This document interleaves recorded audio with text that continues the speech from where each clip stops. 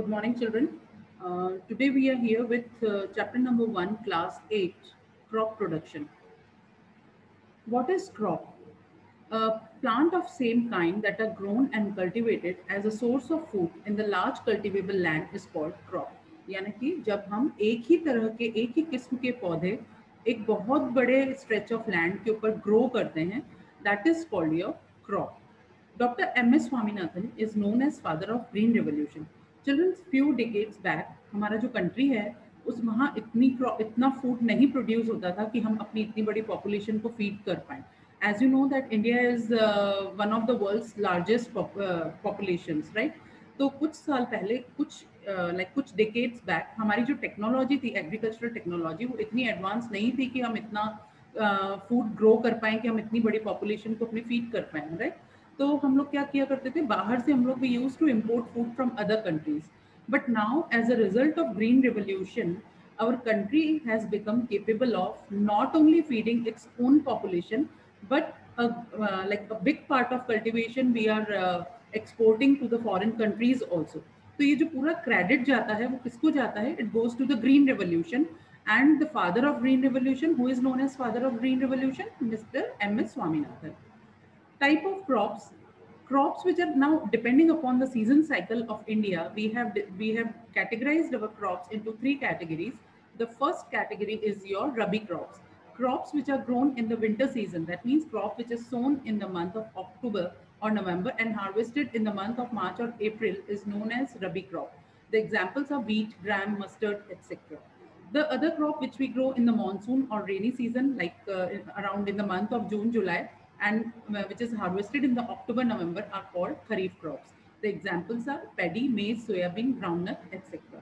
During this, like between these two major seasons, we have short period of three or 4 months in which we grow vegetables or like watermelons or the gourd family, like the bitter gourd, apple gourd, bottle gourd, etc.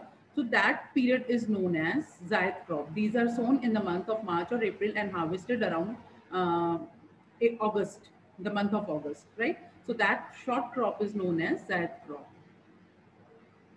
Plant nutrients, just like animals, as you know that our body also needs certain nutrients to work properly. In the same manner, your plants also need nutrients for their proper growth.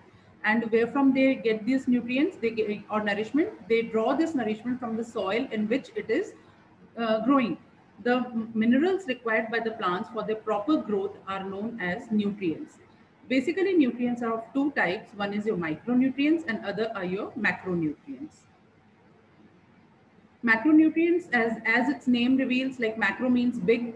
These are those elements which are required by the plant in the large quantities, and they are 9 in number. They are responsible for the proper growth of the plant.